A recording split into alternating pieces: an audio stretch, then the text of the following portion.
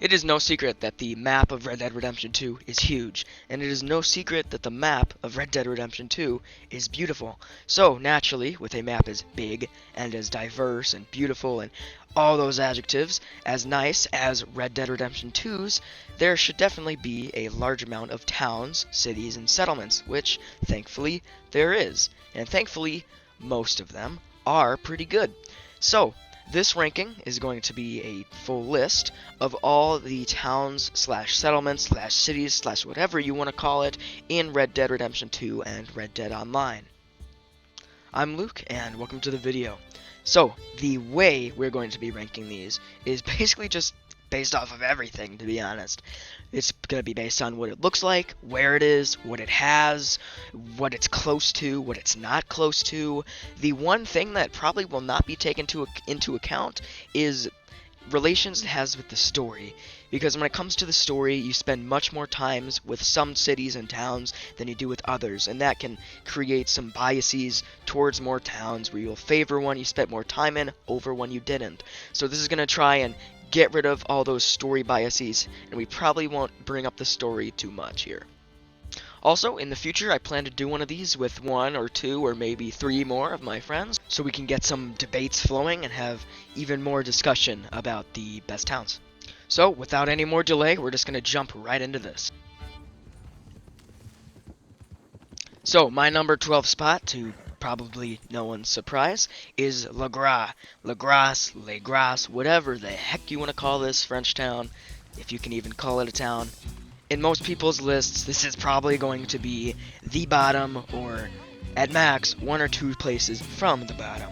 Speaking of things to do here, there is two.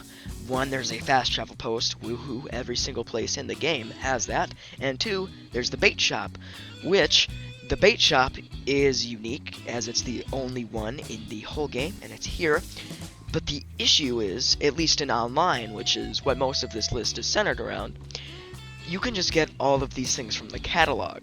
So there's no reason to go here. And let's say you couldn't get all these things from the catalog, you'd go here, get the baits you need, and then there'd be no reason to go here. Aesthetically, I guess it looks pretty nice. It's not too big, but that's fine. It does make this really unique atmosphere, being this isolated, tiny, murky swamp town. Everywhere you walk, you can hear alligators growling. There are some good fishing spots. It's a good place to catch catfish. But there's just not a lot of things to do here, and there's not a whole lot to this town, at least compared to a good amount of the other towns in this game. I don't think that there is a single bad town in this game, but there's definitely some that don't stand out compared to others, and Lagras is definitely one of those.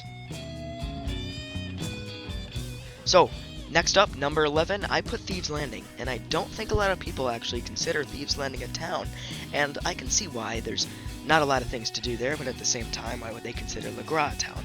In my book, a town is a place that has a lot of buildings and a little bit of people, and Thieves Landing has that in the presence of the Del Lobo gang, which is pretty much every NPC in this area. It is located in a pretty interesting spot too, in that little mini marsh swamp creek, I think it's called Stillwater Creek, on the complete eastern side of New Austin, so it's in a unique area too. But obviously the main standout for this is the appearance of a fence, which this one fence acts as the sole fence for all of West Elizabeth and all of New Austin, which definitely elevates it. If there was one other fence in New Austin or West Elizabeth that wasn't so far from the majority of the places you'll be when you're in those states, then this would probably be last. But that fence really elevates it to another level. Not to mention, this is one of the only towns in the game where you can shoot up the whole place and not get any witnesses trying to get a hold of lawmen. And this is because every single NPC there is a gang member who also has a weapon. So it's a really fun combat arena too, where you can just test out new weapons or loot a bunch of bodies and get some supplies. It's just a really decent little town. Obviously, it doesn't compare that much to some of the bigger names like Valentine or Strawberry or even Saint Denis, obviously, but it does what it sets out to do, and it's not really considered a full-on town, and that's not really what it's meant to be. It's called Thieves Landing. It's meant to be a place for criminals to hang out, and it has one of the main fences in the game, which, as I said before, is the only fence, if you're New Austin or West Elizabeth, to go to. It's not outstanding, but it's pretty good. Moving into the number 10 spot, I put Armadillo.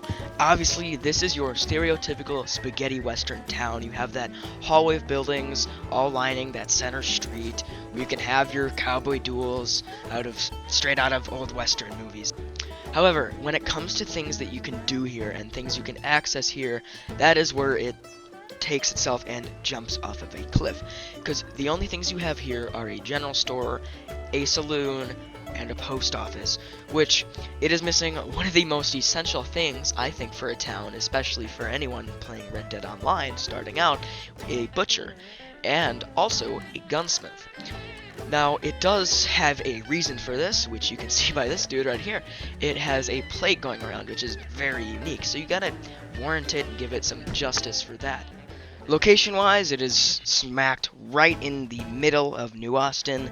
Everything you need is in fairly close proximity. You need a butcher, you can head west to Tumbleweed, same for a gunsmith. If you need the fence, you can head east into Thieves Landing. They're not short journeys by any chance. I mean, you're heading the same distance pretty much to each of them across New Austin, but everything is in the same state. But as far as just this town goes, yes, it has that classic spaghetti western feel. It has that unique aspect to it with the plague. It just doesn't have a lot of the essentials that I think a good town needs. And as I said before, you can definitely see why. But as far as practicality goes, and as far as making a really good town goes, I think Armadillo is the weakest of the actual towns in the game. It is cool to see it return from Red Dead Redemption 1, but in the long run, that's really all it does, and that's the only reason it's here.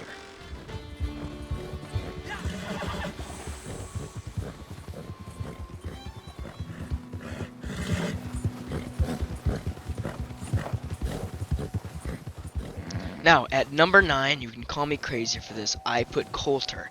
And obviously, there is nothing to do here besides just maybe go and have a little fun at the fast travel post. But besides that, there's nothing to actually do here. But the reason this one is above the other towns, which each have at least 2 things to do, is just solely because of the atmosphere. This is really the only town I could have included to represent Amberino. And I just love the atmosphere of this area so much. And I don't think it gets as much love as it really deserves, just because there's really no incentive to go up here besides if you're doing collectible runs. But I just love that lonely feel and that ambient music that kicks in when you're in this region and that snow area. It just makes a really unique feel to the whole place, and to me, every time I go up here, I love it, just because of how little I actually go up here, and how unique it is compared to the rest of the game. That ambience and that feel is just too unique to me to have it any lower on this list. So I think that this is a better town, although it's probably not a town, compared to Thieves Landing and Armadillo and Lagras. And as I just said, that ambient music just creates a really unique atmosphere that you don't get anywhere else in the game. And it just contributes and all makes this really exotic feel that I just can't overstate how good it is.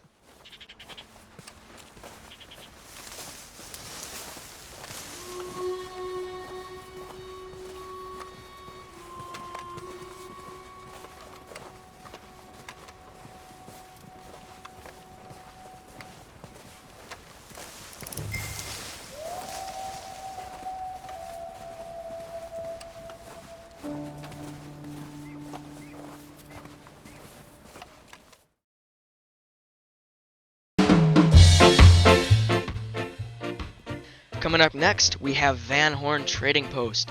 This is a really understated town in the game. Of all the towns, this is probably the one that I think of the least, just because of how little I go there besides collector runs. But this town does have a lot going for it.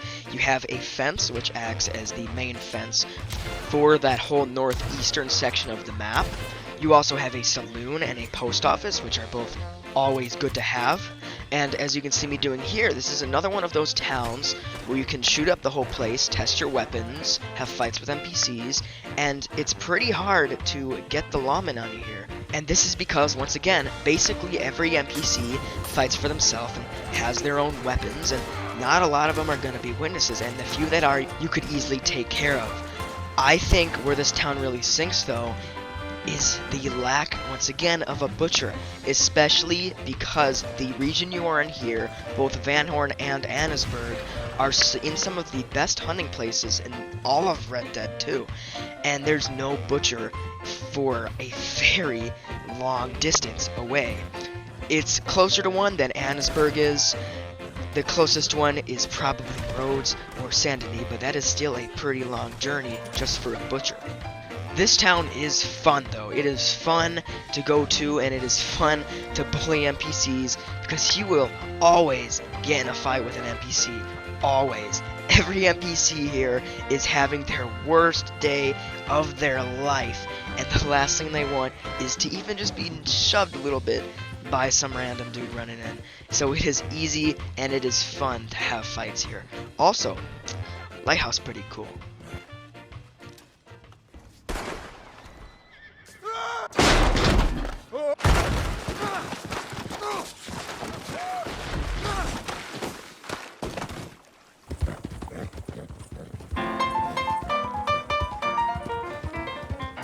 Next up, at number 7, we have Blackwater.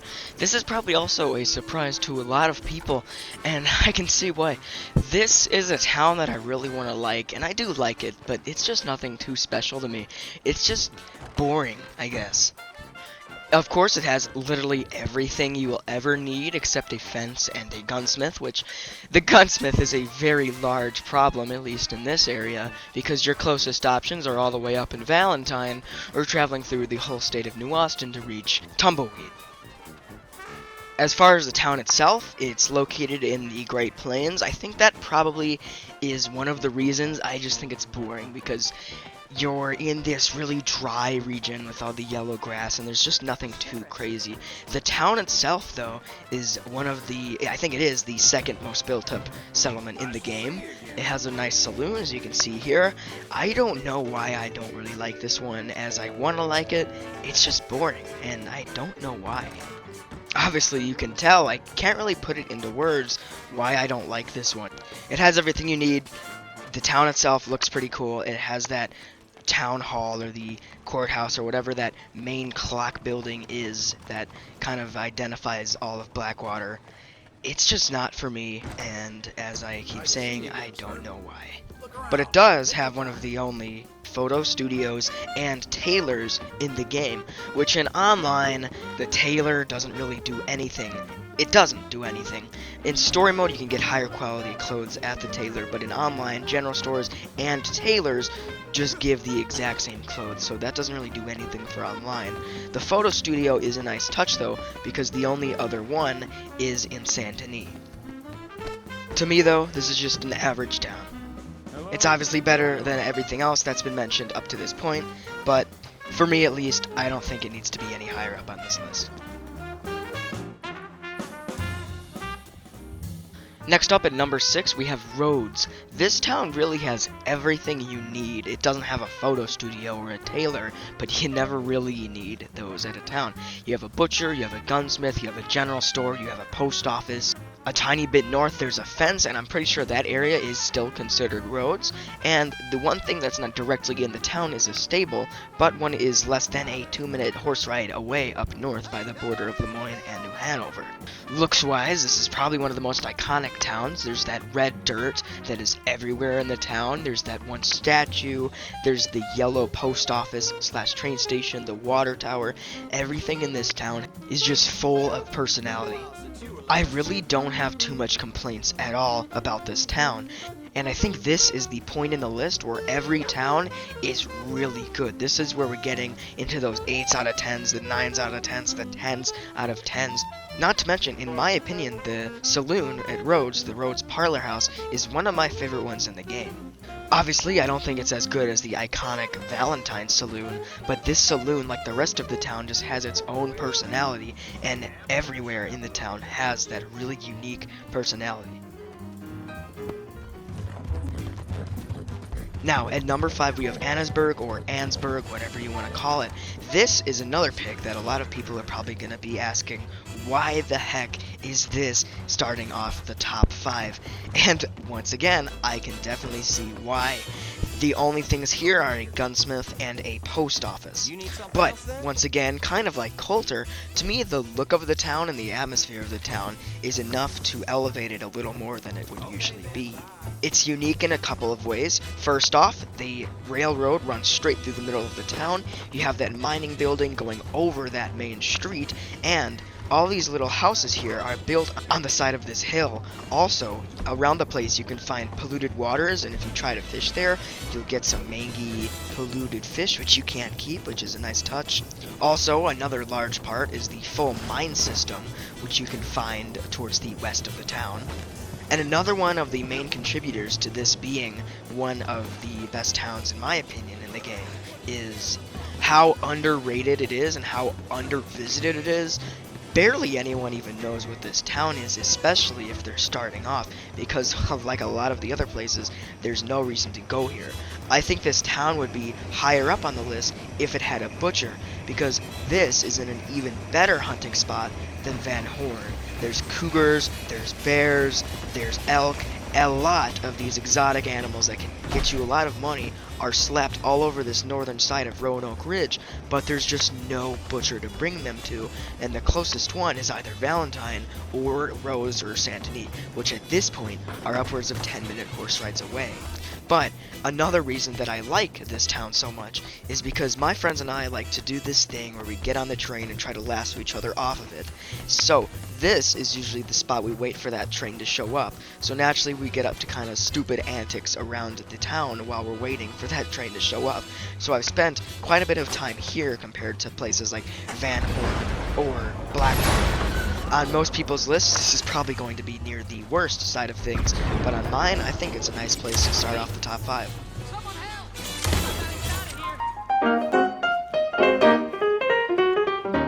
Man, this video is full of super hot takes, but number 4 is Tumbleweed.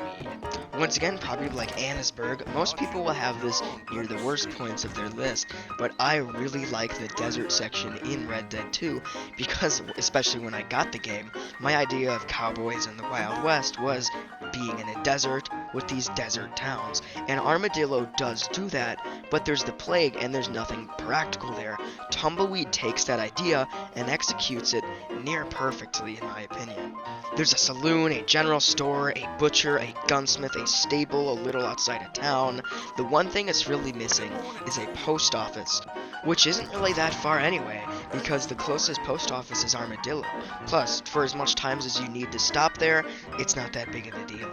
Of course, the worst part of Tumbleweed is how far you are from any fence. If you want a single fence, or you need to sell your valuables or buy some dynamite, you're going to need to travel all the way across New Austin, because Tumbleweed is located on the complete west side of New Austin in that Gap-Tooth Ridge area, which gives it a really nice look with all the Joshua trees and cacti spread around the region. I think the whole vibe, I guess you could say, of the town screams Wild West, and I think this is a really good inclusion into Red Dead 2, even if that whole New Austin section's really just there for Red Dead Redemption 1 fans. It's still, in my opinion, really nice to have. As I said before, everything about this town just exhibits a Wild West feeling, from the things the NPCs are wearing to the buildings. Another interesting thing about Tumbleweed is how it's built on top of this plateau. For example, when you're arriving or on the train that goes through the desert, you can see the whole town is kind of built up on this large hill. So, out of the whole game, I think this is the town that exhibits the Wild West the most, and cowboys, and when most people think of the Wild West, they probably think of Tumbleweed. in my opinion. Another reason why I like it so much is because when I was just starting out Red Dead Online, which I started the story and Red Dead Online at about the same point, when I was just starting out Red Dead Online, I was camped out here for about 2 real-life weeks, so I really got to feel the whole of New Austin and especially Tumbleweed. So all these things together make it a very worthy 4th place in my opinion. Now at number 3, we have a lot of people's number 1, which is Valentine. This town has, once again, everything you need in a town, even a doctor, which there's only 2 of in the game. You're only missing a tailor and a photo booth, which, as we've said earlier, isn't that important to making a good town. There's a butcher, a general store, a stable, a saloon, 2 saloons, a gunsmith, the doctor, as I said. There's a post office, and only about a 2 or 3 minute horse ride away, a fence. Not to mention, this is probably Red Dead 2's most iconic town, or well-known town, and looks-wise, it's beautiful, too. There's the mud roads, which always get your horse dirty. All the buildings, once again, make a stereotypical western town, and that mountain backdrop just really gives Valentine a unique feel to it. It is located in the hub of Red Dead Online and Red Dead 2, right in the center, or almost in the center of the map, in the Heartlands in New Hanover. So with all of this, you're probably wondering why it's not number 1. And the reason why it's not number 1 is because most of my experience with the game is Red Dead Online. And in Red Dead Online, anyone who plays knows, Valentine is no man's land. Every time you go there, there's always a row of dead NPCs, there's explosions, you probably have about an 8 out of 10 chance of getting your head shot off within the first 10 seconds of entering. It is a challenge not to get killed when you're in Valentine. This really kind of sucks, because this town is so beautiful and has everything you need, and without how much dangerous players are there all the time, I think it'd be number 2 or number 1. But simply just because of that fact, I can't let it go any higher, because whenever I think of Valentine, I think of dying, and I think of griefers, and all those bad things about Red Dead Online mostly reside here. So, just as a town, it is really good, but I think I do need to include the fact that all these bad things about Red Dead Online are usually right here, because I think they can negate from a town's experience, which that doesn't mean Valentine's bad at all. It's number 3 on the list, and I can definitely see why Valentine is most people's number 1 or number 2. It definitely deserves it.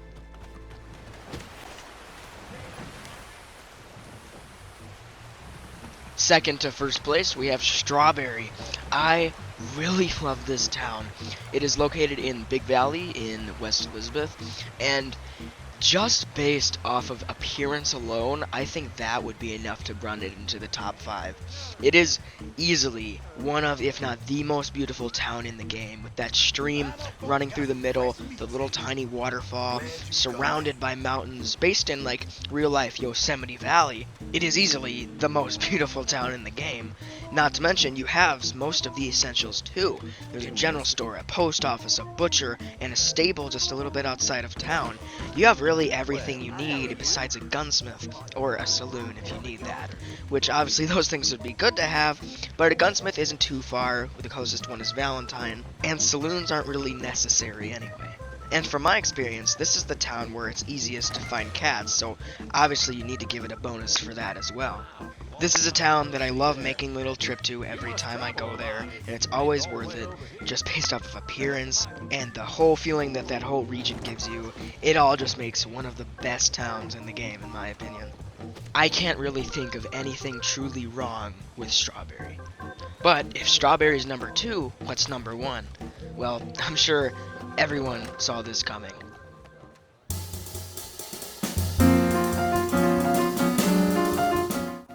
As if there was ever any question, number 1 is Saint Denis, and I don't think there's any debate. Saint Denis is huge. It is the only city in the game. It is beautifully crafted by Rockstar. It represents old New Orleans so well. You can see all the French architecture everywhere you look, and everywhere you look always looks amazing. This town looks great no matter what weather condition, no matter what time of day. Saint Denis always looks amazing. You have the industrial area towards the south, and then the whole downtown area with the center and all the kind of suburb spots towards the north, and not to mention Angelo Bronte's giant mansion at the top left of the city. Everything about this city is amazing. It has everything you'll ever need. There's a fence, a photo studio, a tailor, a butcher, 2 saloons. Everything in the game is here. Also a doctor. It is also super fun just to have firefights in. Fighting through the city streets is one of the best experiences you can probably have with the weapons in Red Dead Online and the combat in general. The whole city makes this really nice combat arena, which I know I keep saying combat arena, but Saint Denis really does it perfectly, because everywhere you go looks different, and everywhere you go is another spot to fight off lawmen or screw with NPCs. This whole city is a giant sandbox, and I don't think there's any debate about it being the best town city in all of Red Dead Redemption 2 and Red Dead Online.